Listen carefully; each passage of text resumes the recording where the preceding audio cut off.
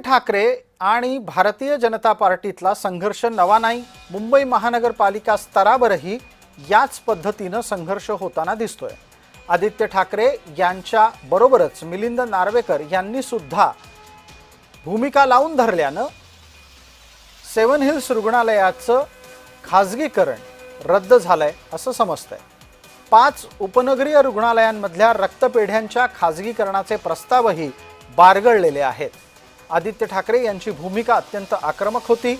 त्याचबरोबर ही भूमिका प्रत्यक्षात सरकारपर्यंत पोहोचवण्यासाठी मागच्या दरवाजानं मिलिंद नार्वेकर यांनी सक्रिय भूमिका निभावली असं दिसतंय। सुधार समितीमध्ये हे प्रस्ताव आले होते।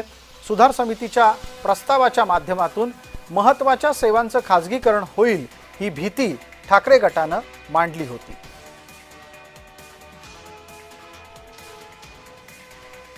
आज मुंबई महानगरपालिकेमध्ये इम्प्रूव्हमेंट कमिटीमध्ये स्थापन समितीमध्ये काही प्रस्ताव येणार होते, जे प्रस्ताव इतके चुकीचे होते की ज्याच्यावरती काल आदित्य ठाकरे यांनी एक प्रेस कॉन्फरन्स घेतली होती व मध्यरात्री माझं मुख्यमंत्र्यांशी जे काही बोलणं झालं त्याच्यावरती त्यांनी वाद होऊ नये आणि चुकीच्या गोष्टी महापालिकेत होण्यासाठी त्यांनी ते थारा देणार नाहीत आणि चुकीच्या गोष्टी ते होऊ देणार नाहीत हे त्यांना पटल्यामुळे त्यांनी त्या सगळ्या गोष्टी आज थांबवलेल्या आहेत।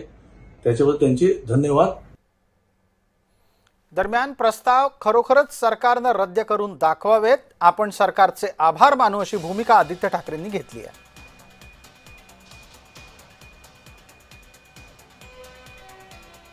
जर त्यांचा ह्या प्रस्तावाला पाठिंबा नसेल तर त्यांनी याचा विरोध करणं गरजेचं आहे।